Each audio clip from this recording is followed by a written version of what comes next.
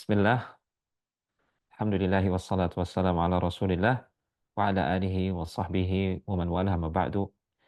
Ikhwati fillah rahimani wa rahimakumullah. Senang sekali bisa bertemu dengan antum semua walaupun secara online. Semoga suatu saat Allah Subhanahu wa taala pertemukan kita. Dan kita berdoa semoga majelis kita walaupun ini adalah majelis online namun semoga tidak berkurang nilai keberkahannya.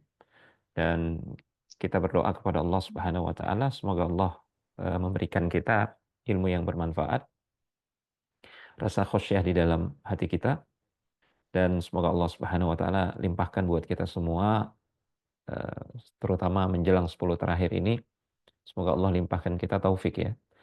Eh, karena dengan taufik itu apa yang tadinya tidak kita lakukan dari amal-amal yang soleh atau kebaikan-kebaikan itu bisa kita lakukan. Itu semua berkat taufik dari Allah Subhanahu wa taala. Itu sebabnya Nabi alaihi salatu wassalam pernah mengatakan di hadapan para sahabat, "Wallahi laulallah mahtadaina wala sallaina wala tasaddaqna." Demi Allah, kalau bukan karena Dia, mustahil kita ini mendapatkan hidayah, mustahil kita ini jadi orang Islam, mustahil kita ini bisa sholat, mustahil kita ini bisa bersedekah. Itu semua Allah Subhanahu wa taala yang menggerakkan hati kita untuk mau melakukan amalan-amalan tersebut. Dan berkumpulnya kita juga di majelis ini, ya, hati kita digerakkan oleh Allah Subhanahu wa taala. Itulah taufik. Maka bersyukurlah orang-orang yang berkesempatan atau diberi kesempatan untuk melakukan kebaikan.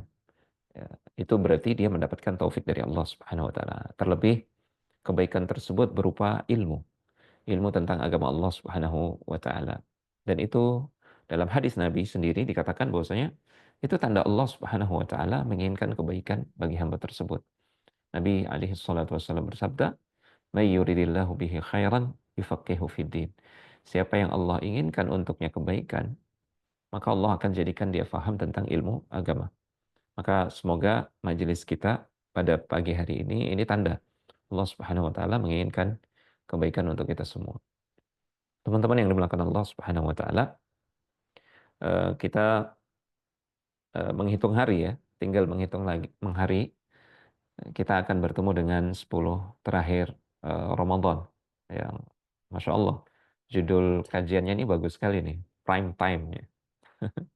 Atau dalam istilah yang lain grand finalnya ini, 10 terakhir Ramadan ini adalah grand finalnya. Ya.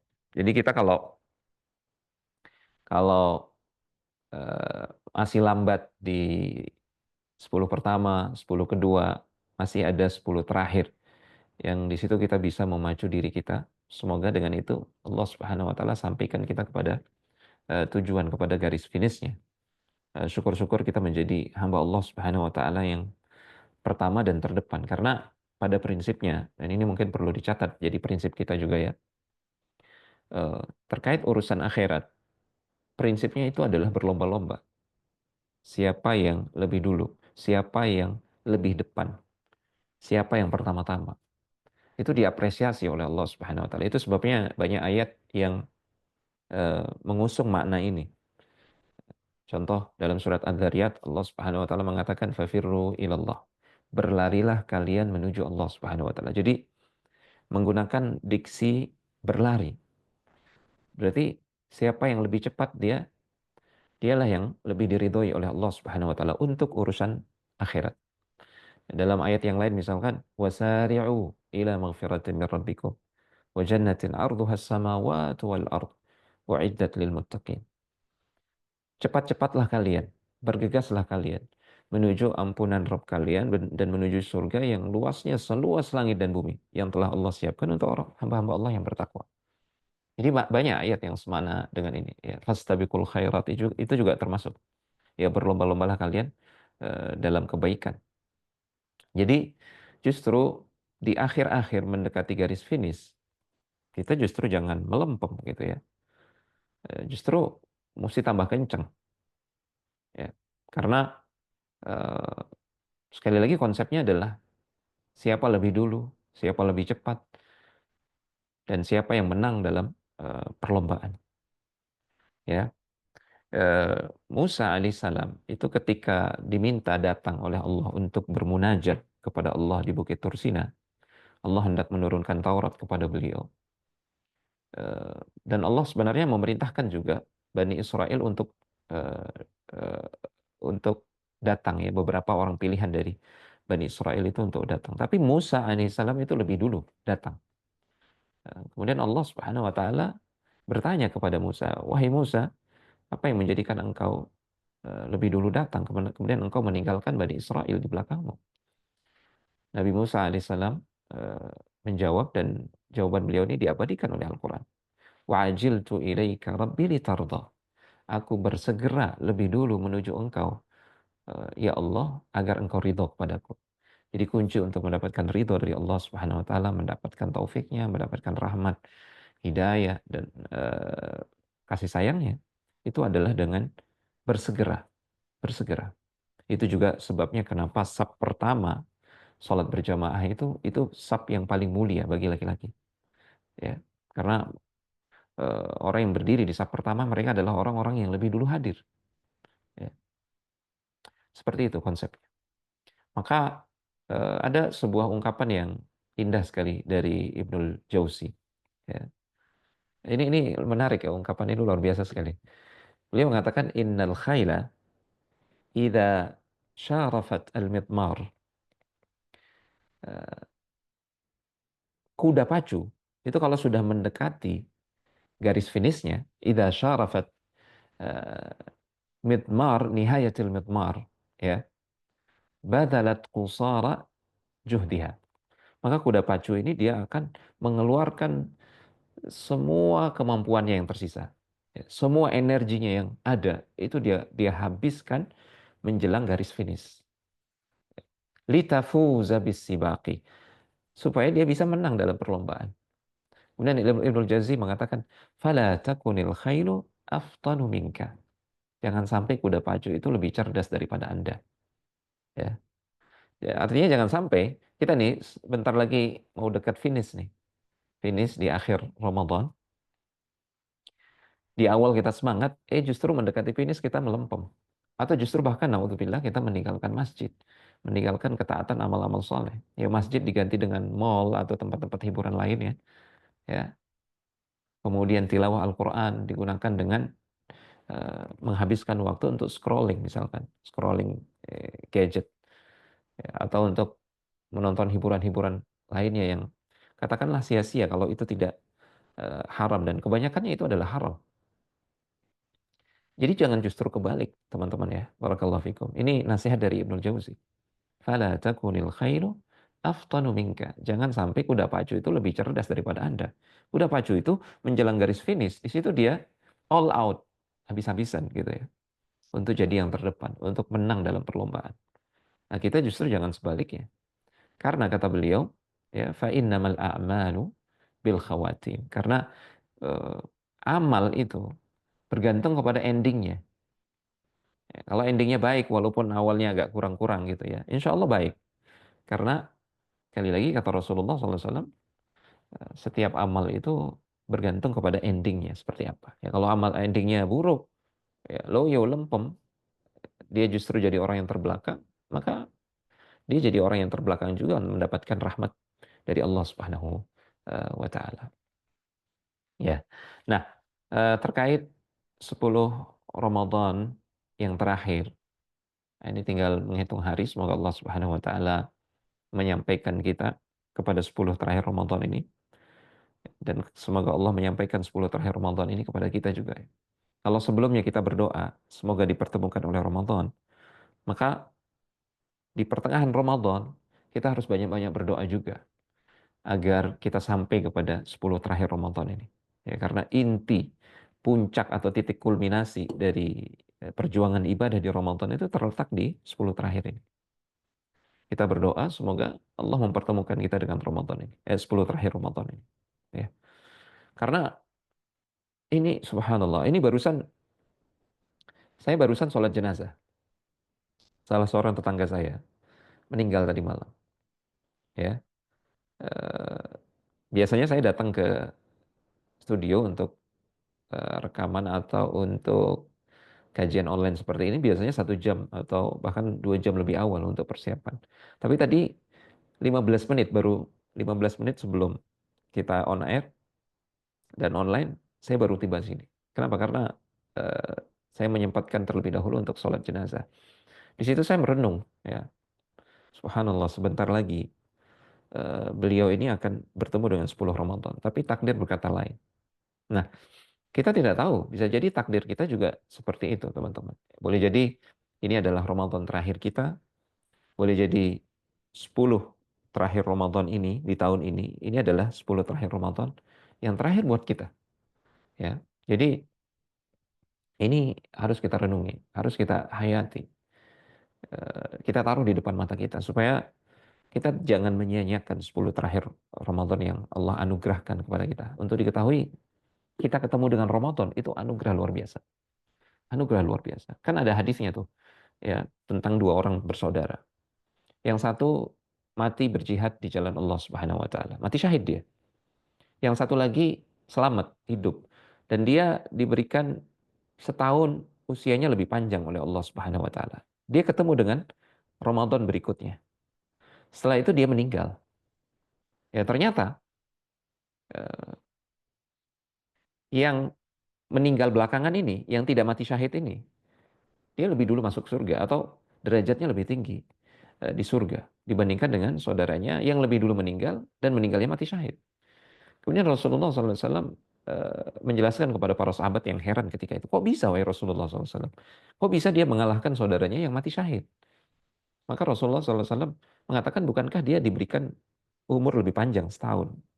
Ya, dia bertemu dengan Ramadan, dia berpuasa di situ, dia sholat malam, atau bahkan dia bertemu dengan 10 terakhir Ramadan yang di situ adalah Lailatul Qadar. Dia beribadah sungguh-sungguh di Lailatul Qadar yang terakhir untuk dia sebelum dia diwafatkan oleh Allah Subhanahu wa taala. Ternyata selisih 1 tahun yang bertemu 10 malam terakhir Ramadan, ya, untuk sekali, untuk yang terakhir kalinya itu ternyata uh perbedaannya jauh banget gitu ya hasilnya nanti di akhirat. Maka kita nggak boleh meremehkan hal ini, teman-teman, ya.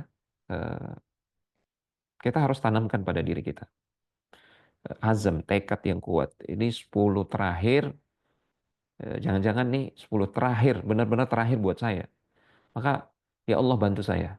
Bantu saya untuk bisa beribadah dengan baik, dengan sebaik-baiknya. Jauh lebih baik daripada tahun-tahun sebelumnya.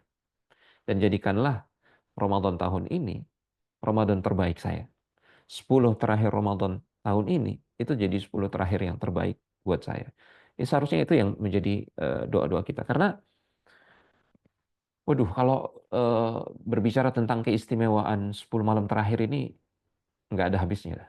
Luar biasa. Ya, para ulama sampai menulis kitab berjilid-jilid membahas tentang 10 terakhir Ramadan ini. Dan para ulama juga di setiap khutbah mereka setiap tahun pasti mengingatkan tentang keutamaan 10 terakhir Ramadan ini. Ya.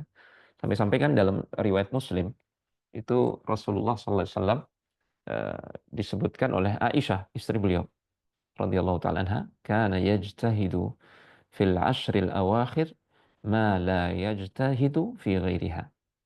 Beliau Rasulullah SAW itu kalau sudah masuk 10 terakhir Ramadan, beliau bersungguh-sungguh dalam beribadah itu tidak seperti biasanya.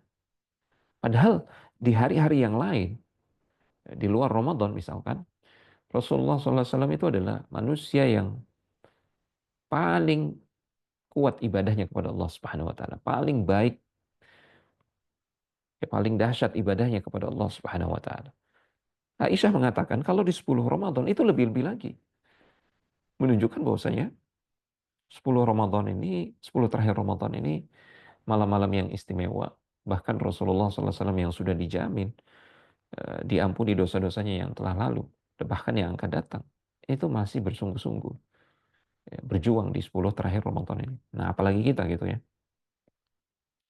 Karena eh, di dalam hadis juga disebutkan, karena Nabi sallallahu alaihi wasallam idza dakhala al-ashru shadda mi'zarahu. wa ahya lailahu wa ayqadha ahlahu. Ya, jadi dalam hadis ini sahih riwayat Bukhari dan Muslim. Ada tiga hal yang disebutkan dilakukan oleh Rasulullah SAW ketika bertemu dengan 10 terakhir Ramadan.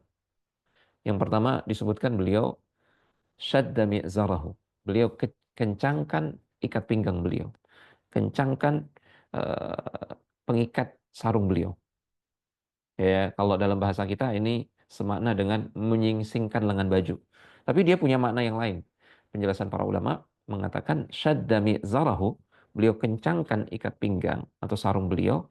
Ini kinayah atau kiasan yang menunjukkan bahwasanya beliau total meninggalkan istri-istri beliau. Ya. Tidak disentuh, tidak ada hubungan intim sama sekali. Nggak ada. Ya. Karena beliau 10 malam yang terakhir, beliau beritikaf. Ya. Kemudian yang kedua, wa ahya lailahu. Beliau menghidupkan malam-malam 10 eh, terakhir Ramadan itu dengan ibadah tentu saja. Yang paling utama itu sholat malam. Kemudian tilawah Al-Quran. Dan beliau tilawah Al-Quran sambil sholat malam. Ditambah juga dengan zikir, doa, dan dengan bersedekah. Karena disebutkan beliau kalau sudah Ramadan itu kedermawanan beliau itu luar biasa. Apalagi menjelang 10 terakhir Ramadan. Jauh lebih dermawan daripada angin yang berhembus, kata Ibnu Abbas radhiyallahu taala anhu. Kemudian yang ketiga yang beliau lakukan adalah membangunkan keluarga beliau untuk sholat malam. Nah, ini diantara tiga sunnah Rasul alaihi salatu wassalam di 10 terakhir Ramadan. Jadi yang pertama, sholat malam. Yang pertama adalah eh, bersungguh-sungguh, bertekad. Ya. Betul-betul beliau itu tafarruq. Bahkan inilah uzlah yang dilakukan oleh Rasulullah SAW setelah beliau diangkat menjadi nabi. Itu uzlahnya beliau itu, menyendirinya beliau, bertafakkurnya beliau dalam kesendirian itu dalam bentuk i'tikaf. Ya. Kalau dulu sebelum diangkat menjadi nabi dan rasul kan beliau beruzlah ke Gua Hira. Ya, setelah beliau diangkat menjadi nabi dan rasul, ya nggak pernah lagi balik ke Gua Hira karena Allah sudah menurunkan syariat yang lebih baik, yaitu beruzlah dengan i'tikaf. Ya, menjauhi istri, menjauhi hal yang sia-sia, bahkan hal yang sia-sia, hal yang mubah itu dikonversi jadi ibadah. Apalagi hal yang haram itu jelas-jelas dijauhkan sejauh-jauhnya. Ya, di luar Ramadan saja kita wajib menjauhkan diri dari yang haram. Ya. Hal yang mubah itu dijauhkan di 10 terakhir Ramadan ini, kemudian dikonversi dengan ketaatan. Itu sunnah Rasul SAW. Kemudian yang kedua, beliau menghidupkannya dengan sholat malam, tilawah Al-Quran, berdoa, berzikir kepada Allah Subhanahu Wa Taala, dan berinfak. Kemudian yang ketiga, beliau tidak lupa membangunkan keluarga beliau. Ya, kita jangan memikirkan diri kita sendiri. Ya, 10 malam terakhir ini bangunkan istri kita, atau ya bagi yang wanita membangunkan suaminya, ya, atau anak-anak, dibangunkan semua, dihidupkan malam itu dengan sholat tahajud qiyamul lail. Ya. Dan ikhwati fillah rahimani wa rahimakumullah, kalau kita lihat praktek para salaf, para sahabat misalkan, Umar bin Khattab, ya, diriwayatkan beliau tuh kalau sudah 10 malam yang terakhir, beliau bangunin keluarga-keluarga beliau. Dia bangunin satu persatu, dibangunin semua. Kemudian beliau mengatakan as-salata as-salah, as-salah as-salah. Salat, salat, ayo bangun salat, bangun salat. Kemudian beliau membaca firman Allah Subhanahu wa taala, wa'mur ahlaka bis-salati wastabir 'alaiha. Perintahkan keluarga kalian, keluargamu untuk menegakkan salat. Ya. Bersabarlah dengan kesabaran yang hebat dalam melakukan hal tersebut. Sabar. Anak-anak kita mungkin susah dibangunin, ya. Anak saya terus terang itu kalau dibangunin sahur agak susah. Itu di last minute baru dia bangun. Apalagi mau dibangunin untuk sholat malam. Tapi Allah mengatakan wastabir 'alaiha, pakai to. Sebenarnya cukup dengan wasbir. Tapi Allah tambahkan wastabir 'alaiha, menunjukkan ini bukan kesabaran yang biasa, tapi kesabaran yang dahsyat. Pahalanya juga dahsyat. luar biasa. Jadi jangan lupa bangunin keluarga kita. Dan itu sebagai tanda eh, ketulusan kita dalam beribadah. Karena salah satu tanda ketulusan adalah kita menginginkan kebaikan untuk orang lain, untuk keluarga kita, sebagaimana kita menginginkan kebaikan itu untuk diri kita. La yu'minu ahadukum hatta yuhibba li akhihi ma yuhibbu li nafsihi, kata Rasulullah SAW. Belum sempurna keimanan salah seorang di antara kalian sampai dia mencintai untuk saudaranya apa-apa yang dia cintai untuk dirinya. Dia nggak kepingin dirinya rugi di 10 malam terakhir. Maka dia bangunkan keluarganya, dia bangunkan teman-temannya, ya, sahabat-sahabatnya, karena dia nggak kepingin juga keluarga dan teman-temannya merugi di malam tersebut. Ya, ini tanda keikhlasan. Dan itu yang dilakukan oleh Umar bin Khattab. Ubay bin Ka'ab juga demikian. Ubay bin Ka'ab itu bahkan eh, ya, benar-benar serius itu. Nyari Lailatul Qadar itu benar-benar serius. Ya, beliau bahkan sampai nyari itu malam apa itu. Beliau teliti. Makanya di antara para ulama yang berpendapat, ada para ulama itu berpendapat Lailatul Qadar itu fix, ya, selalu jatuh pada satu malam, nggak pindah-pindah satu malam. Mereka berdalil dengan ucapannya Ubay bin Ka'ab. Ubay bin Ka'ab, sahabat Rasulullah SAW, ahli Al-Quran, didoakan oleh Rasulullah SAW, dan Ubay bin Ka'ab ini menjadi imam para sahabat yang lain di masanya Umar bin Khattab. Disatukan sholat tarawih itu di bawah kepemimpinan Ubay bin Ka'ab sebagai imam. Ubay bin Ka'ab ini, ya, dia tuh betul-betul neliti, itu riset, betul-betul tatabbu malam Lailatul Qadar itu kapan sih? Ya. Beliau merasa yakin sampai beliau bersumpah, wallahi inni a'lamu ayyu lailatin hiya. Demi Allah, saya tahu Lailatul Qadar itu jatuh di malam apa. Hiya lailatul lati amarana biha Rasulullah SAW. Itu adalah malam ketika Rasulullah perintahkan kami untuk sholat malam tersebut. Dan Ubay bin Ka'ab ingat betul. Hiya lailatu sab'in wa ishri. Itu adalah malam ke-27. Ya, ini hadisnya sahih diriwayatkan oleh Imam Muslim. Ini sebagian ulama, ya, berpatokan kepada hadis ini, ya, untuk mengatakan bahwasanya Lailatul Qadar itu terjadi selalu setiap tahun di malam ke-27. Ya, ini pendapat sebagian ulama, ya, berdasarkan eh, perkataan yang sahih diriwayatkan oleh Imam Muslim dari Ubay bin Ka'ab. Tamim Ad-Dari, sahabat Rasulullah SAW, beliau dulu seorang Nasrani kemudian masuk Islam. Beliau ini kalau di 10 malam terakhir, terutama di malam-malam yang beliau harapkan itu adalah Lailatul Qadar, beliau gunakan pakaian beliau yang paling indah. Jadi para sahabat itu bukan bukan nggak punya pakaian yang indah, mereka punya pakaian yang indah, tapi pakaian yang indah itu bukan dipakai untuk hura-hura, bukan dipakai untuk eh, melulu kondangan misalkan gitu ya. Mereka spesial gunakan pakaian yang mereka yang paling indah itu ketika momen-momen seperti ini. Ya, mereka mengincar Lailatul Qadar di malam yang mereka prediksi itu adalah Lailatul Qadar, mereka menggunakan pakaian mereka yang paling indah sebagai bentuk penghormatan, pemuliaan. Ya. Imam Malik juga demikian. Imam Malik yang kita tahu beliau adalah ulamanya Madinah. Ya. Lahir di Madinah, wafat di Madinah. Makanya beliau dijuluki Imam Darul Hijrah. Beliau kerjaannya tiap hari itu ngajar di Masjid Nabawi. Tapi kalau sudah masuk Ramadan, apalagi 10 terakhir Ramadan, sudah beliau tinggalin ngajar. Beliau fokus kepada Al-Quran, fokus kepada sholat malam. Ini tradisi ulama-ulama kita. Ya. Kenapa 10 malam terakhir Ramadan itu begitu istimewa? Ya lagi-lagi jawabannya karena di 10 terakhir Ramadan itu ada Lailatul Qadar. Ada Lailatul Qadar. Ya. Kemudian Rasulullah SAW juga menyebutkan tentang 10 malam yang terakhir. Man qama Ramadhana imanan wahtisaba, ghufira lahu ma taqaddama min dhanbi. Siapa yang bangun malam untuk sholat, ya, di malam-malam Ramadan, apalagi di 10 malam terakhir, tapi dia iringi sholatnya itu dengan iman dan ihtisab. Ini dua amalan hati. Iman ini yakin. Dia yakin bahwasanya ibadah sholat ini disyariatkan oleh Allah. Dianjurkan oleh Allah dan Rasulnya. Kemudian, ihtisabah. Ini juga amalan hati. Yaitu keikhlasan dan raja, harap. Berharap dengan harapan yang besar kepada Allah Subhanahu wa taala. Ganjaran hanya dari Allah. Orang kalau dia beramal kemudian dia berharap ganjaran hanya dari Allah, ini tanda amalannya itu ikhlas. Ya. Beda dengan orang yang dia beramal.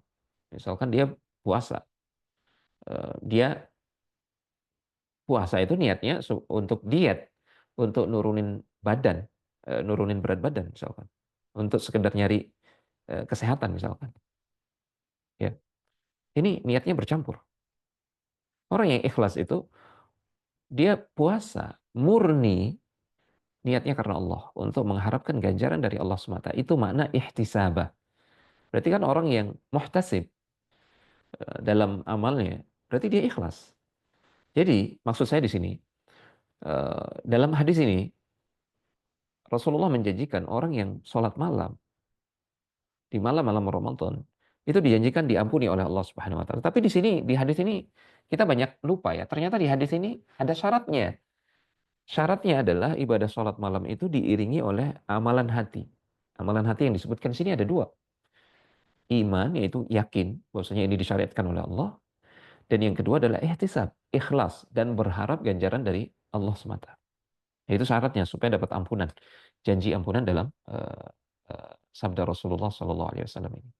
Jadi salah satu yang menjadikan istimewa 10 malam yang terakhir adalah di situ ada Lailatul Qadar, dan dalam hadis yang lain disebutkan man qama lailatul qadri, siapa yang bangun sholat di Lailatul Qadar imanan wahtisaba, dengan diiringi dua amalan hati tadi, yakin dan berharap hanya dari Allah semata ganjaran, ghufira lahu ma taqaddama min dzambi, maka dialah yang akan diampuni semua dosa-dosanya yang telah lalu. Nah, Lailatul Qadar itu hadiah dari Allah Subhanahu wa taala, ya, hadiah anugerah. Kita bisa hidup bernafas di malam Lailatul Qadar. Kemudian kita bisa sholat maghrib, sholat isya di malam itu. Itu hadiah luar biasa dari Allah Subhanahu wa taala. Anugerah luar biasa. Karena betapa banyak orang tidak diberikan kesempatan itu pada tahun ini, ya. Saya kembali teringat tadi tetangga saya yang meninggal yang saya sholatkan jenazahnya. Dia nggak dapat 10 terakhir Ramadan. Dan besar kemungkinan ya jelas nggak dapat Lailatul Qadar. Kita ketemu saja dengan Lailatul Qadar itu sudah anugerah luar biasa. Ya. Bisa sholat maghrib, bisa sholat isya. Apalagi sholat isya berjamaah di masjid bagi laki-laki. Sekalipun nggak sholat malam ya, walaupun rugi ya kalau nggak sholat malam. Itu saja, itu sudah anugerah luar biasa. Ya, karena kalau kita kembali kepada ayatnya, surat Al-Qadar itu sampai Allah turunkan satu surat khusus menjelaskan tentang keutamaan Lailatul Qadar. Inna anzalnahu fi Lailatul Qadar. Kami menurunkan Al-Quran itu di malam Lailatul Qadar. Ya, para ulama ada yang mengatakan Al-Quran yang 30 juz itu Allah turunkan dari Lauh Mahfud sekaligus ke langit dunia. Itu di malam Lailatul Qadar. Kemudian diturunkan berangsur-angsur selama 23 tahun kepada Rasulullah SAW oleh Jibril. Ada lagi ulama yang mengatakan awal-awal surat, awal-awal ayat yang turun kepada Rasulullah, ya Iqra bismi rabbikal ladzi khalaq dan seterusnya itu turunnya di malam Lailatul Qadar. Eh, Terlepas yang mana pendapat yang benar di antara dua pendapat ulama ini, yang jelas Lailatul Qadar itu dia mulia karena pada malam tersebut turun Al-Quran. Ya, ini salah satu sisi kenapa sih Lailatul Qadar itu mulia, karena malam tersebut turun Al-Quran. Ini mirip dengan kenapa Makkah dan Madinah itu menjadi tanah yang paling mulia, paling suci. Karena di situ turun Al-Quran, di Makkah dan Madinah. Kenapa Ramadan menjadi bulan yang paling mulia? Karena di bulan ini turun Al-Quran. Kenapa Jibril menjadi malaikat yang paling mulia? Karena dia bawa Al-Quran. Kenapa Nabi Muhammad SAW menjadi Sayyidul Anbiya wal Mursalin? Pemimpinnya para nabi dan rasul, karena kepada beliau diturunkan Al-Quran. Kenapa umat Muhammad SAW menjadi umat yang terbaik? Ya. Kuntum khaira ummatin ukhrijat linnas. Karena kepada mereka diturunkan Al-Quran. Jadi semua karena Al-Quran. Lailatul Qadar mulia karena Al-Quran juga. Kemudian Allah menyebutkan, wa ma adraka ma Lailatul Qadar. Tahu nggak apa Lailatul Qadar itu? Lailatul Qadri khairu min alfi syahrin. Dia lebih baik daripada 1000 bulan. Itu kalau dihitung-hitung 83 tahun lebih. Ya, eman-eman ya. Artinya belum tentulah usia kita itu 83 tahun, belum tentu. Ya, umur umat Nabi Muhammad itu sallallahu alaihi wasallam itu antara 60 sampai 70 tahun, dan sedikit yang lolos lebih dari 70, itu sedikit. Tanazzalul malaikatu warruhu fiha biidzni rabbihim min kulli amr. Kemudian keistimewaan berikutnya, karena pada malam tersebut malaikat turun, turun semua. Bahkan dalam satu riwayat disebutkan malaikat yang turun itu lebih banyak daripada butiran pasir yang ada di muka bumi ini. Allahu Akbar. Bukan hanya malaikat turun. Ar-Ruh, yaitu Jibril alaihissalam. Jibril juga turun. Dengan izin Rabb mereka, dengan izin Allah subhanahu wa ta'ala. Min kulli amr. Ya. Untuk semua urusan yang Allah subhanahu wa ta'ala atur. Salamun hiya hatta matla'il fajr. Dan malam itu penuh dengan kesejahteraan, ketentraman. Sampai terbitnya fajar. Ini keistimewaan Lailatul Qadar. Nah, Lailatul Qadar ini di 10 malam terakhir. Jadi kan rugi kita, sangat rugi. Kalau kita menganggap 10 malam terakhir ini sama seperti malam-malam biasa, sangat rugi. Kemudian di Lailatul Qadar itu Allah turunkan takdir yang akan terjadi selama setahun. Itu disebutkan dalam Al-Quran surat Ad-Dukhan ayat yang keempat. Fiha yufraku kullu amrin hakim. Di malam tersebut, Lailatul Qadar, ditetapkan segala urusan yang penuh hikmah. Ya. Para ulama menjelaskan ini maksud adalah takdir yang akan terjadi selama setahun tersebut. Allah turunkan. Maka seharusnya kita berdoa pada malam tersebut. Malam diturunkannya takdir itu. Ya. Agar Allah Subhanahu wa taala menurunkan takdir yang terbaik untuk kita. Takdir yang baik.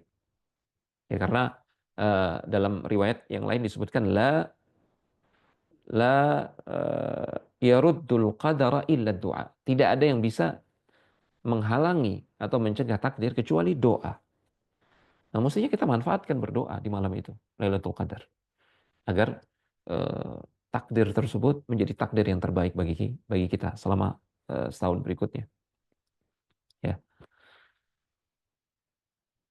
Kemudian, oke, terkait bagaimana kita mengetahui kedatangan Lailatul Qadar. Ini penting juga kita berilmu tentang ini supaya kita bersiap-siap. Karena kemampuan kita kan beda-beda nih. Setiap orang dia bisa semangat dari awal sampai akhir. Ada orang diberikan kemampuan fisik tidak sekuat itu. Ada orang diberikan kesibukan oleh Allah Subhanahu wa taala, ya, ibadah yang lain. Dia sibuk misalkan mengurus anak, seorang ibu yang ngurus banyak anak, itu juga dia beribadah. Itu bentuk ibadah dia yang diberikan oleh Allah, peran yang Allah berikan untuk dia. Ibadahnya dia di situ. Boleh jadi karena dia sibuk ngurus anaknya di bulan puasa, akhirnya dia kecapean di malam hari. Ini kan belum lagi kalau ada yang sakit, ya, ada yang sedang safar di 10 terakhir Ramadan ini. Jadi kemampuan kita beda-beda, sehingga wajar, sebenarnya wajar seseorang itu mencari malam-malam ganjil. Dia berupaya untuk beribadah lebih di malam-malam ganjil. Nggak tercela. Ya, kebanyakan sangat disayangkan ya. Kita tuh eh, dan naudzubillah, boleh jadi ini adalah talbis iblis, perangkap dari iblis, bisikan dari syaitan. Ya, kita kayak kayak memandang sebelah mata saudara kita yang misalkan baru meramaikan masjid itu di malam-malam ganjil. Ah, ini nih, datangnya cuma malam ganjil. Kemana malam genap kok nggak kelihatan? Itu jangan berkata seperti itu. Khawatirnya itu termasuk ujub, bisikan dari syaitan yang menghapuskan semua amal kita yang sudah kita lakukan. Nauzubillah. Hangus amalan kita karena ujub itu. Ya alhamdulillah, dia mau datang ke masjid itu alhamdulillah. Walaupun hanya di malam-malam ganjil. Karena kita nggak tahu kondisi dia. Boleh jadi dia itu untuk datang di malam ganjil saja, sholat berjamaah di masjid, itu dia memaksakan diri, boleh jadi. Ya, karena banyaknya kewajiban dia di rumah, banyak hal-hal yang harus dia selesaikan. Kondisi kita beda-beda. Maka kita perlu ilmu, eh, ini kira-kira Lailatul Qadar jatuh kapan ya? Kita butuh ilmunya. Tadi sudah kita spill ya. Ada sebagian ulama yang mengatakan Lailatul Qadar itu fix setiap tahun selalu di malam ke-27 berdasarkan hadis Ubay bin Ka'ab. Ah, sebagian ulama yang lain dan ini mereka mayoritas, mereka mengatakan Lailatul Qadar itu pindah-pindah. Nggak selalu malam 27. Di 10 malam terakhir, khususnya di malam-malam ganjil. Ya, kadang-kadang malam 21, kadang-kadang malam 23, kadang-kadang malam 25, atau malam ke-27, 29. Sebagian ulama bahkan ada yang menghitung mundur. Itu kalau dihitung mundur, itu jatuhnya di malam genap. Ya, nah, itu sebabnya kita upayakan di 10 malam terakhir ini kita hidupkan semuanya. Namun, khusus di malam-malam ganjil, coba kita keluarkan effort lebih untuk beribadah kepada Allah Subhanahu wa Ta'ala. Nah, kita perlu tahu juga tanda-tandanya Lailatul Qadar itu. Lailatul Qadar itu kalau kembali kepada beberapa riwayat, ya, eh, itu yang pertama ya, ciri-cirinya itu malamnya itu tenang, syahdu. Jadi udaranya itu nggak terlalu panas, nggak terlalu dingin. Ya, di luar itu nggak terlalu panas, nggak terlalu dingin. Bahkan dalam sebuah riwayat disebutkan pernah terjadi hujan di malam hari. Rasulullah SAW sholat eh, ketika di subuh hari karena tanahnya itu basah. Itu Masjid Nabawi dulu lantingnya itu tanah ya pasir. Sahabat menyebutkan bahwasanya ada bekas pasir di jidatnya Rasulullah, bekas sujud beliau. Nah, Rasulullah pernah bermimpi diperlihatkan Lailatul Qadar, yaitu malam ketika terjadi hujan. Ya. Nah, ini boleh jadi ya. Walaupun malam itu ya nggak selalu cerah, nggak selalu bintang itu harus kelihatan semua. Boleh jadi terjadi hujan. Namun yang jelas udaranya itu tidak terlalu panas, tidak terlalu dingin. Malamnya itu syahdu, tenang sekali. Kemudian cahaya bulan itu terasa lembut sekali. Ya, ada ketenangan yang dirasakan oleh orang-orang bertakwa di dalam hatinya. Ya, ketenangan yang kayaknya ini beda nih dari malam-malam yang lain. Itu beda. Ya. Kemudian matahari keesokan harinya itu tidak eh, terbitnya itu tidak menyorot, tidak menyilaukan. Ya. Terbitnya itu tampak lembut dan tidak menyengat gitu di pagi hari. Itu di antara tanda-tandanya yang disebutkan dalam beberapa riwayat dan keterangan para ulama. Nah, kalau kita mendapati tanda-tanda ini, nah kita jangan luputkan itu, jangan luputkan dengan sholat, ya minimal 2 rakaat, kemudian doa, sujud yang lama. Silahkan perbanyak doa itu ketika disujud. Ya, aqrabu ma yakunu al-'abdu min rabbih wa huwa sajid. Fa'akthiru du'a. Fa'akthiru fihi du'a.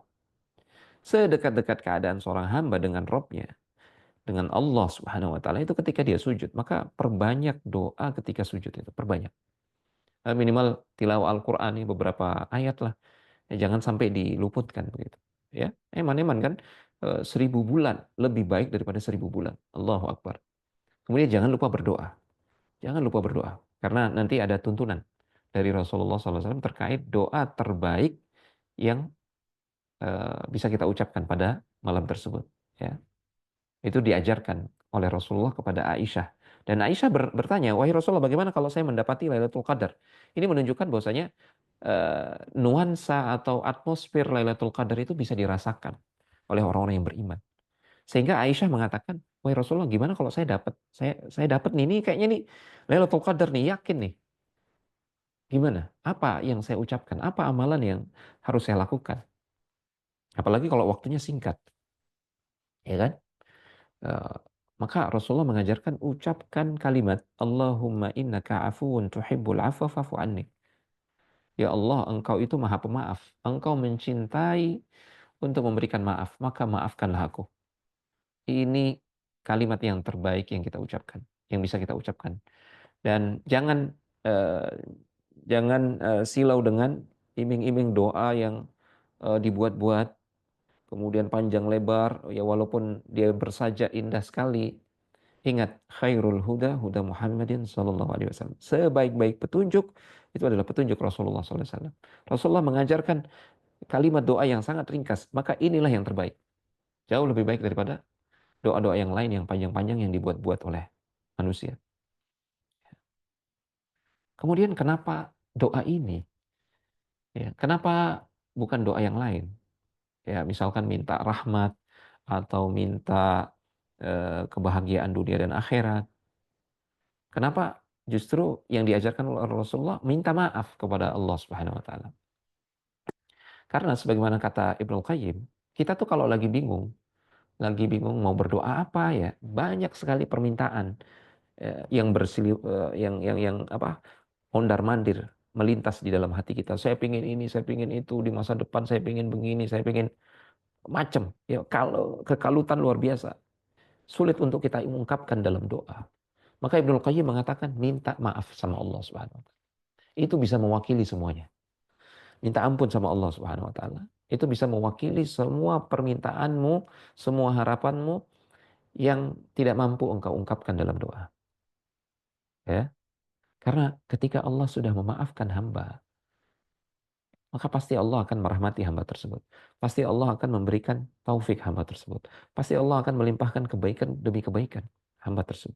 Setelah Allah kasih taufik untuk beramal soleh, hamba ini beramal soleh. Dari amal solehnya itu akan melahirkan taufik lagi. Akan melahirkan rahmat dan keberkahan lagi. Jadi terus seperti itu. Kuncinya adalah semua kesalahan kita ini dimaafkan dulu oleh Allah. Jadi ibarat kita punya rumah nih, ya kan?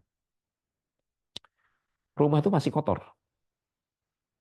Kan gila kalau seandainya kita tempati rumah itu, kemudian kita beli perabotannya, kita beli hiasannya, tapi kita nggak bersihin dulu, ya kan?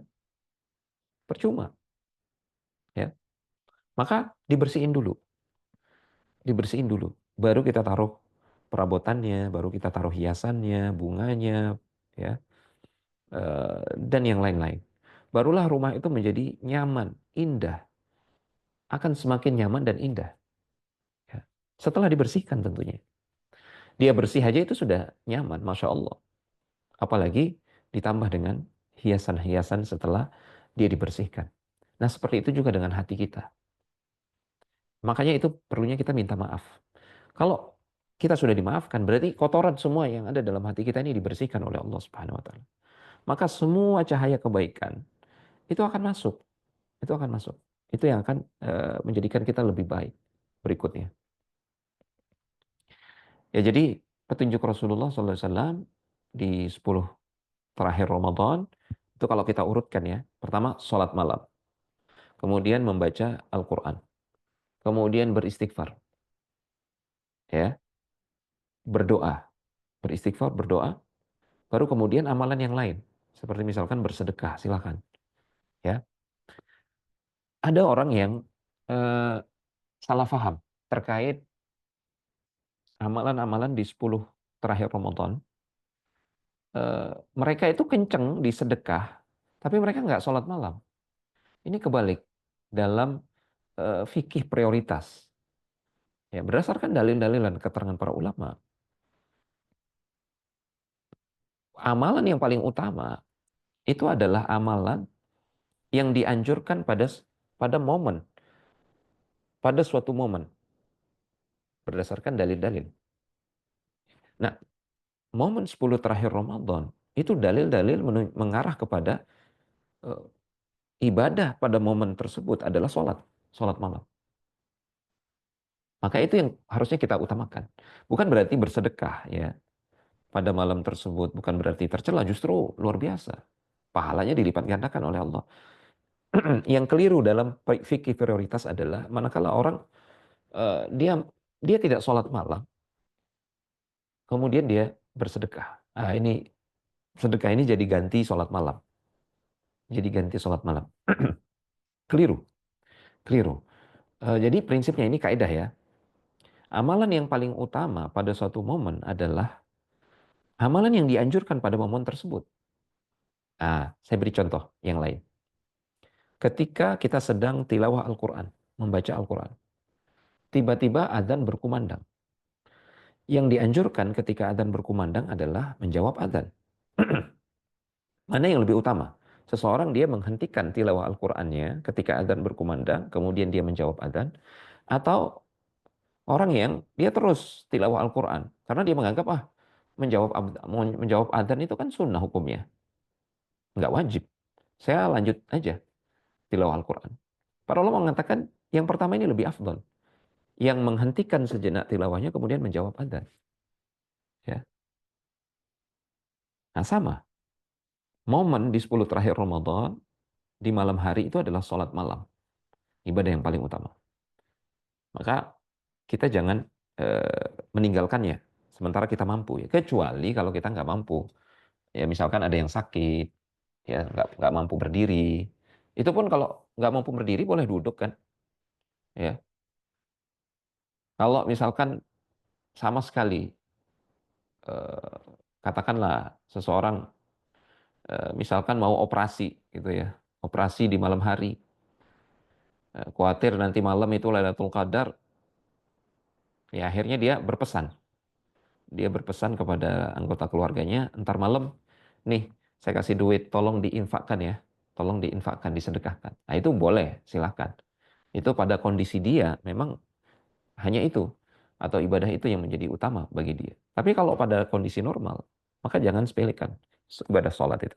Jadi urutannya, sekali lagi, sholat, kemudian membaca Al-Quran, kemudian berdoa, memperbanyak doa dan istighfar, baru kemudian amalan-amalan yang lain, seperti bersedekah. Satu hal yang ini mungkin sebagai penutup juga yang saya sampaikan. Amalan eh, yang ini banyak dilalaikan. Padahal ini bisa menjadikan kita sebagai pemenang dalam perlombaan akhirat ini. Yaitu dalam setiap amal yang kita lakukan, kita memperbanyak mengingat Allah, berzikir kepada Allah Subhanahu wa taala. Entah itu amalan puasa, entah itu amalan sholat, bersedekah, silaturahmi, atau apalagi misalkan, atau amalan kita menuntut ilmu seperti ini, seperti saat ini, amalan mengajarkan orang lain kebaikan. Jangan lupa untuk selalu mengingat Allah dan menyebut nama Allah dalam setiap amalan tersebut, memperbanyak mengingat Allah. Karena konsepnya, ini prinsipnya, Ibnu Qayyim mengatakan, ya, anna afdala ahli kulli amalin aktsaruhum fihi dzikran lillah. Orang yang terbaik dalam setiap amal itu adalah orang yang paling banyak mengingat Allah dalam amalan tersebut. Fa'afdalus suwam aktsaruhum dzikran lillah. Ya. Orang yang terbaik dalam berpuasa itu adalah orang yang paling banyak mengingat Allah dalam ibadah puasanya. Ya. Wa afdalul mutasaddiqin, orang yang paling baik, yang paling afdol dalam ibadah bersedekah, aktsaruhum dzikran lillah, adalah orang yang paling banyak mengingat Allah ketika dia bersedekah. Wa afdalul hujjaj aktsaruhum dzikran lillah. Ibadah haji misalkan. Yang paling baik, yang paling afdal ibadah hajinya adalah yang paling banyak mengingat Allah Subhanahu wa taala. Wa hakadha sairul a'mal, kata Ibnu Qayyim. Ini berlaku untuk semua amalan yang lain. Ya, termasuk amalan-amalan di Ramadan ini. 10 10 terakhir Ramadan. Jadi kalau kita ingin jadi pemenang, ya jangan lupa di malam-malam terakhir Ramadan ini ketika kita sholat malam, jadilah orang yang paling banyak mengingat Allah ketika sholat malam. Ya, upayakan bagaimana supaya sekhusyuk mungkin dalam sholat. sefokus mungkin. Ya, pikiran nggak kesana kemari. Hilangkan semua distraksi. Itu makanya iktikaf itu disunnahkan di 10 terakhir Ramadan. Salah satu hikmahnya adalah untuk menghilangkan distraksi dalam beribadah. Jadi Rasulullah itu sampai kencangkan ikat. Beliau jauhi istri-istrinya. Ya, untuk fokus ibadah, tafarruq ibadah di 10 terakhir Ramadan. Ya, karena kuncinya yang paling banyak mengingat Allah dalam satu ibadah, dialah yang terbaik dalam ibadah tersebut. Ya. Ini hal terakhir mungkin. Sebenarnya ada banyak sekali yang hal penting terkait amalan dan ibadah yang bisa kita upayakan untuk menjadi yang terbaik di 10 terakhir Ramadan ini. Ya, banyak. Insya Allah nanti silahkan dibaca di artikel, ada 2 artikel yang saya tulis. Nanti insya Allah saya bagikan. Eh, Semoga Allah Subhanahu wa Ta'ala memberikan taufik kepada kita semua untuk menyongsong 10 terakhir Ramadan ini, sehingga kita menjadi hamba-hamba Allah Subhanahu wa Ta'ala yang terpilih dan dimuliakan oleh Allah Subhanahu wa Ta'ala di akhir Ramadan. Saya kembalikan kepada Mas Rizky. Barakallahu fikum. Ya, Wafikum barakallah, ya jazakumullah khairan Ustadz atas ilmu yang telah disampaikan. Dan teman-teman sekalian, kita masuk di sesi tanya jawab. Insya Allah kita akan buka pertanyaan dan pertanyaan yang mendekati dengan tema yang akan kita naikkan kepada Ustadz. Baik, sudah ada yang raise hand sepertinya. Akhi Rafli Amanda, tafadhol jika ingin bertanya langsung kepada Ustadz bisa nyalakan mic-nya. Iya, sudah kedengar suaranya. Ya, sudah. Ya, barakallahu fikum. Semoga Allah memberkahi Waalaikumsalam Ustaz, barakallah. keluarga dan juga seluruh peserta kajian yang hadir pagi hari ini. Jadi gini Ustadz, mengenai tadi yang disebutkan bahwasanya Rasulullah itu bersungguh-sungguh ya pada 10 terakhir Ramadan, dan kesungguhan beliau itu tidak seperti kesungguhan beliau di luar Ramadan gitu. Ya. Nah, yang jadi pertanyaan adalah apakah beliau itu bersungguh-sungguh di malam hari 10 terakhir saja atau di siang harinya juga? Nah, itu yang pertama. Dan kemudian kalau dibandingkan nih antara 10 terakhir Ramadan dengan 10 awal Zulhijjah, yaitu seperti apa perbandingannya? Karena saya juga pernah dengar bahwa 10 hari awal Zulhijjah itu termasuk 10 yang terbaik yang ada di Ya. dunia gitu untuk digunakan untuk beribadah. Gitu Ustaz. Ya. Itu aja, jazakallah khair. Iya, bagus sekali pertanyaannya. Tadi dari Mas Rafli ya. Barakallahu fiik. Jazakumullah khairan. Eh, jadi kalau ditanyakan apakah Rasulullah SAW hanya menghidupkan malam-malam 10 terakhir Ramadan saja ataukah bagaimana? Ya jelas beliau juga menghidupkan siang harinya dengan ibadah. Itu sebabnya beliau itu fokus dengan beriktikaf, ya, supaya fokus ibadah juga di siang harinya. Bahkan dalam riwayat Aisyah, beliau itu masuk ke tempat iktikaf itu setelah sholat subuh. Penjelasan para ulama, eh, beliau masuk iktikaf itu sebenarnya di malam ke-21 ketika terbenamnya matahari. Jadi hari ke-20, nanti malam 21, setelah terbenamnya matahari itu beliau masuk iktikaf, ya. Tapi dalam riwayat Aisyah disebutkan beliau betul-betul fokus menyendiri itu setelah sholat subuh. Setelah sholat subuh tanggal 21 Ramadan. Ini menunjukkan bahwasanya beliau juga menghidupkan siang hari Ramadan dengan ibadah, dengan tilawah Al-Quran. Karena diriwayatkan beliau eh, di akhir Ramadan atau itu tadarusan dengan Jibril. Ya, bahkan menjelang wafatnya beliau itu sampai 2 kali khatam, 2 kali. Ya, beliau tadarus bersama Jibril alaihissalam. Ini yang pertama. Jadi beliau menghidupkan siang hari. Tapi kalau ditanya, kalau dibandingkan dengan malam hari bagaimana? Kalau dibandingkan dengan malam hari, beliau itu hidupkan dengan sholat malam. Wa ahya lailahu. Beliau menghidupkan malam tersebut. Para ulama banyak yang menjelaskan beliau itu begadang, ya. Dan para ulama salaf terdahulu itu nggak tidur. Bahkan para sahabat itu nggak tidur malam itu. Dihidupkan dengan sholat malam. Ya, jadi seperti itu penjelasannya. Kemudian mana yang lebih afdol? 10 pertama Dzulhijjah ataukah 10 terakhir Ramadan? Karena ya betul, para ulama menjelaskan 10 pertama Dzulhijjah itu adalah afdalu ayyamid dunia. Sebaik-baik hari dunia. Ya, dalam setahun itu adalah hari yang terbaik. Sampai-sampai Allah Subhanahu wa taala kan bersumpah itu. Wal fajri walayalin ashr. Demi fajar dan demi malam yang 10. Ibnu Abbas mengatakan malam yang 10 itu maksudnya adalah malam 10 pertama Dzulhijjah. Dan itu mencakup harinya. 10 hari pertama Dzulhijjah.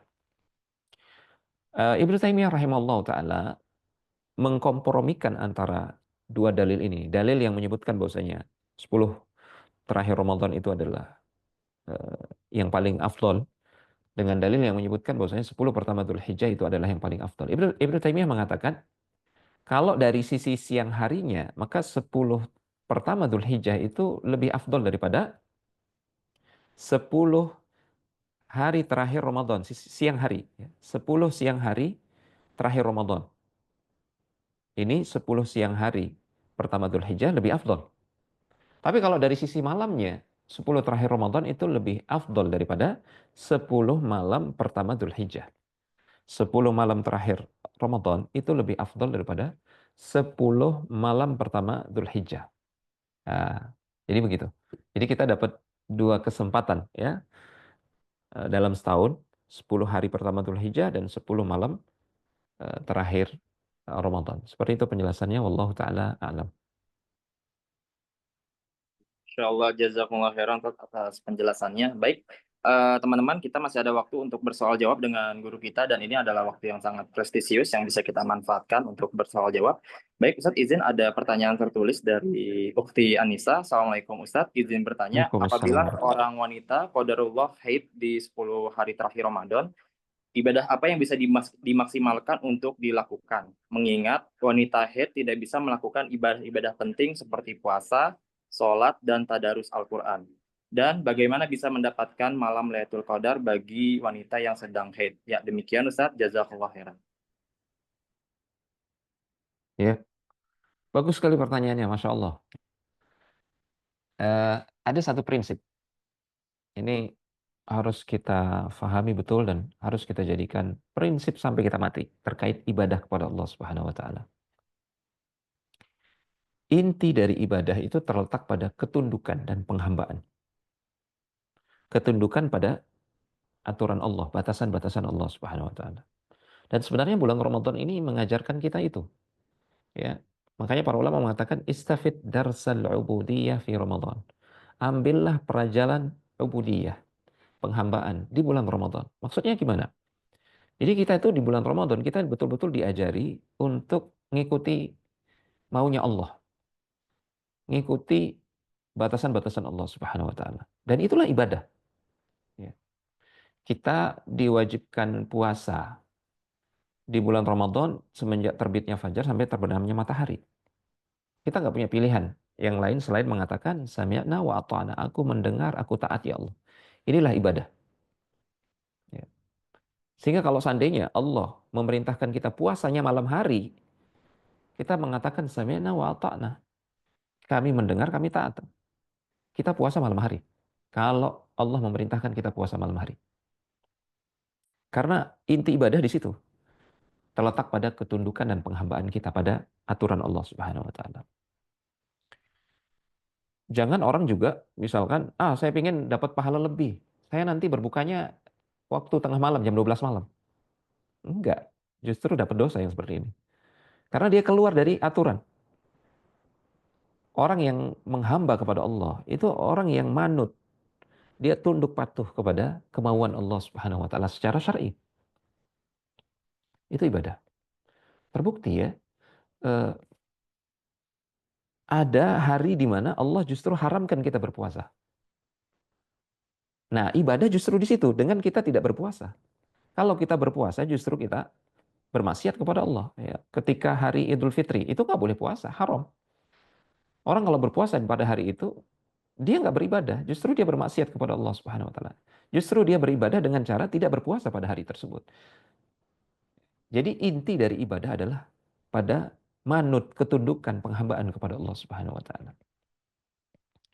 Nah, terkait hamba-hamba Allah Subhanahu Wa Taala dari putri-putri Hawa, ya, yang wanita itu Allah sudah takdirkan, Allah sudah gariskan mereka itu eh, haid, mengalami hal tersebut, dan mereka sudah ditetapkan oleh Allah kalau haid itu nggak boleh puasa, nggak boleh sholat, nggak boleh puasa, nggak boleh sholat.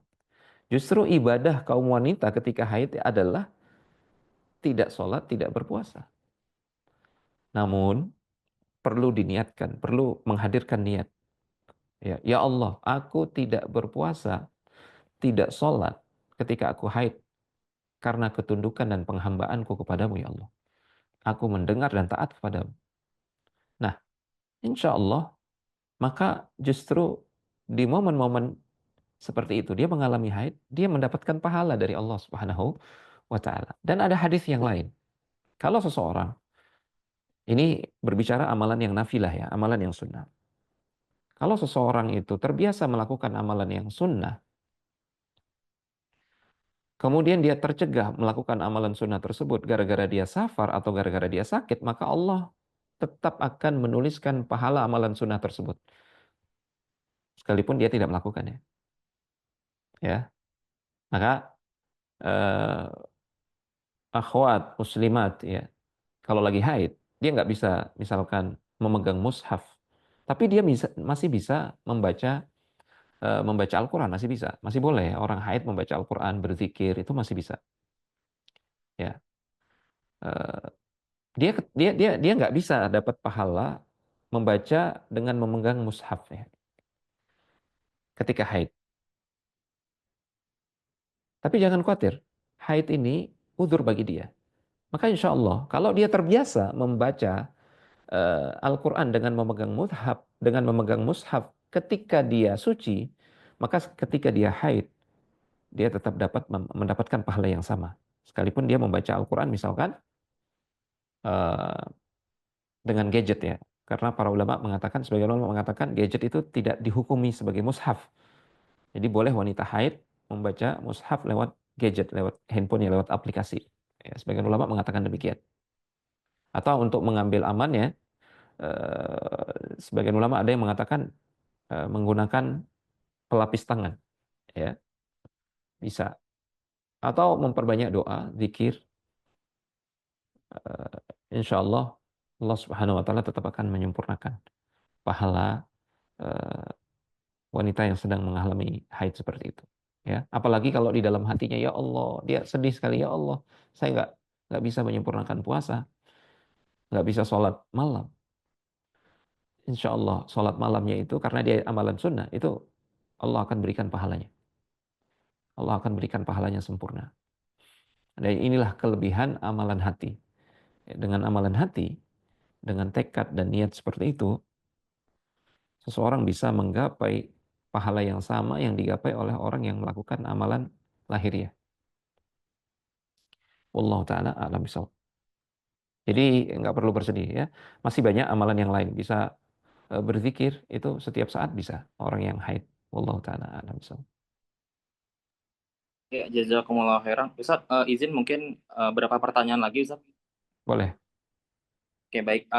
Ada pertanyaan masuk dari Ukhti Afina. Assalamualaikum warahmatullahi wabarakatuh. Semoga Ustadz, keluarga, serta seluruh kaum muslimin dirahmati oleh Allah Subhanahu wa Ta'ala. Amin ya Rabbal 'Alamin. Amin. Bagaimana cara memilih masjid untuk i'tikaf yang baik bagi akhwat? Lalu apakah tidak mengapa jika di masjid yang ada ibadah namun tidak sesuai dengan tuntunan Rasulullah, Ustaz? Ya. Bagi laki-laki, para ulama mempersyaratkan masjid yang bisa digunakan untuk iktikaf itu adalah masjid yang Di situ ditegakkan sholat berjamaah. Sholat berjamaah. Ini bagi laki-laki ya. Sebagian ulama mengatakan, sebagian ulama bahkan mengharuskan di situ harus ada sholat Jumatnya. Supaya dia nggak perlu keluar untuk sholat Jumat. Tapi insya Allah pendapat yang rajih, yang kuat adalah cukup di situ dilakukan sholat berjamaah, maka sudah bisa dijadikan sebagai tempat iktikaf. Ya, kalau di kita misalkan musola yang tidak digunakan untuk sholat Jumat, tapi digunakan untuk berjamaah, itu bisa digunakan untuk iktikaf. Bagi wanita bagaimana? Para ulama juga menjelaskan, bagi wanita karena dia tidak wajib untuk berjamaah, maka dia bisa beriktikaf di musola rumahnya, di tempat sholat di rumahnya. Boleh. Ya. Walaupun tidak ada larangan bagi wanita untuk beriktikaf di masjid. Ya, bahkan dulu di zaman Rasulullah SAW, istri Rasulullah juga sempat pingin ikut ini, sempat ikut iktikaf. Ya. Bahkan dibuatkan kemah untuk para wanita. Ya, seperti itu. Jadi boleh. Bagus kalau seandainya DKM masjid memfasilitasi iktikaf bagi wanita ya. Wanita tapi dia harus tertutup. Ya. Wallahu taala a'lam bishawab. Namun yang terbaik, tetap yang terbaik bagi seorang wanita adalah salatul mar'ati, afdhalus salatil mar'ati fi qa'ri baitiha. Itu di bagian terdalam di rumahnya. Di situ dia iktikaf, itu sah dan dibolehkan oleh para ulama. Wallahu taala a'lam bishawab. Ini khusus untuk wanita. Ya, tapi mungkin Wallahu ada taala. tambahan sedikit, Ustaz. Lalu bagaimana jika masjidnya tidak sesuai dengan tuntunan Rasulullah Oh, SAW?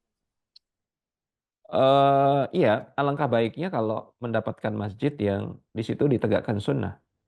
Ya, tidak ada kebid'ahan di dalamnya. Tapi kalau berbicara sahnya, misalkan itu masjid yang gampang dijangkau untuk dia oleh dia, maka sah, iktikafnya sah, boleh. Allah taala alam bisawab. Walaupun kalau dia seandainya bisa beriktikaf di tempat yang di situ dihidupkan sunnah, maka itu lebih baik. Allah taala alam. Ya, baik. Jazakumullah khairan, Ustaz. Ada pertanyaan masuk lagi, Ustaz. Assalamualaikum warahmatullahi wabarakatuh. Ustaz, izin bertanya, bagaimana jika tidak memiliki fasilitas musola di rumah? Apakah itikaf di kamar saja? Tidak apa-apa, Ustaz. Syukron, jazakumullah khairan. Iya, bagi wanita kamarnya dibuat jadi musola, boleh, silahkan. Tapi satu hal yang saya ingin tekankan, hilangkan semua distraksi. Karena hakikat atau inti dari ibadah iktikaf adalah menghilangkan semua distraksi yang bisa mengganggu ibadah. Karena orang iktikaf itu dia sedang menjalin hubungan secara langsung dengan Allah Subhanahu wa taala. Ya, jadi jangan sampai kita nih kalau bicara dengan eh, katakanlah dengan atasan kita atau orang yang dimuliakan, kita pasti HP kita silent ya kan. Ya, bahkan semua hal yang bisa jadi distraksi itu kita singkirkan. Apalagi ini dengan Allah Subhanahu wa taala. Kita bermunajat dengan Allah Subhanahu wa taala. Kita masuk kepada itikaf, hilangkan semua distraksi. Ya, jadi gadget apa semua hal yang sekiranya di kamar itu bisa jadi distraksi disingkirkan dulu. Ya, wallahu taala a'lam bishawab. Ya, Insya Allah jazakumullah khairan, Ustaz, atas jawabannya. Dan ini mungkin dari tadi sesi akhwat, Ustaz, ya. Nih, ada pertanyaan dari Ikhwan, Ustaz. Bismillah. Bismillah. Assalamualaikum warahmatullahi wabarakatuh. Assalamualaikum. Ustadz izin bertanya, bagaimana cara membagi waktu untuk kami yang masih bekerja di 10 hari terakhir Ramadan agar 10 hari terakhir kami menjadi 10 hari terakhir terbaik. Demikian, jazakumullah khairan, Ustadz. Ya, yang pertama iringi dia dengan amalan hati. Amalan hati ini sangat menentukan sekali. Sampai-sampai menentukan sah tidaknya suatu amalan. Orang kalau nggak berniat di malam hari, itu nggak sah puasanya. Nggak sah puasanya. Ini saking urgennya yang namanya amalan hati. Nah, amalan hati ini eh, banyak banyak sisi. Amalan hati itu bisa berupa keikhlasan, kesabaran, tekad, itu amalan hati juga ya. Kemudian berharap, cinta, takut, itu amalan-amalan hati. Ya, ini bisa kita upayakan karena misalkan kita sibuk bekerja, ya, harus bekerja. Itu bekerja kita bisa jadi ibadah dengan amalan hati. Kita tanamkan dalam hati kita. saya bekerja ini untuk mencari harta yang halal, untuk menafkahi anak istri saya. Itu ibadah. Dan itu dilakukan karena Allah Subhanahu wa taala. Atau saya bekerja ini untuk mencukupi kebutuhan saya untuk bisa beribadah kepada Allah Subhanahu wa taala. Atau saya bekerja ini untuk bisa beribadah dengan bersedekah misalkan. Jadi kumpulkan semua niat-niat kebaikan di dalam hati. Insya Allah untuk setiap niat itu kita mendapatkan pahala. Kan nggak perlu capek-capek. Itu tinggal berniat saja. Ini tips bagi orang yang sibuk. Bagi orang yang terpaksa harus sibuk bekerja di 10 terakhir, perbanyak amalan hati. Niat-niat kebaikan itu diperbanyak. Ya. Kemudian doa. Doa. Perbanyak doa kepada Allah Subhanahu wa taala. Zikir. Zikir ini juga nggak perlu modal, nggak perlu capek kan. Tinggal berzikir menyebut nama Allah Subhanahu wa taala. Subhanallah wa bihamdihi subhanallahil azim. Dan ingat tadi, seseorang yang terbaik dalam suatu ibadah adalah orang yang paling banyak mengingat Allah dalam ibadah tersebut. Perbanyak zikir. Ya. Wallahu taala a'lam bishawab. Ya, Insya Allah jazakumullah khairan Ustaz. Dan sepertinya tadi itu merupakan pertanyaan terakhir Ustaz pada kajian kita pagi hari ini, dan mungkin sebelum ditutup kami bisa diberikan intisari dan atau kesimpulan pada kajian pagi hari ini. Barangkali ada teman-teman kita Ustaz yang telat memasuki kajian pada pagi hari ini. Ya, demikian Ya, tafadhol Ustaz. barakallahu fikum. Ya, jadi intinya eh, jangan sampai kita melewatkan kesempatan emas di 10 terakhir Ramadan ini. Karena boleh jadi 10 terakhir Ramadan ini benar-benar 10 terakhir Ramadan buat kita. Itu yang pertama. Kemudian yang kedua, tadi kita jelaskan 10 terakhir Ramadan ini dia mulia karena adanya Lailatul Qadar. Ya, Lailatul Qadar itu mulia karena di situ turunnya Al-Quran. Ya, silahkan kalau memiliki keterbatasan, paling tidak jangan tinggalkan malam-malam ganjil. Ya, kalau malam-malam ganjil susah juga setiap malamnya, setiap malam-malam ganjil itu berat untuk dihidupkan.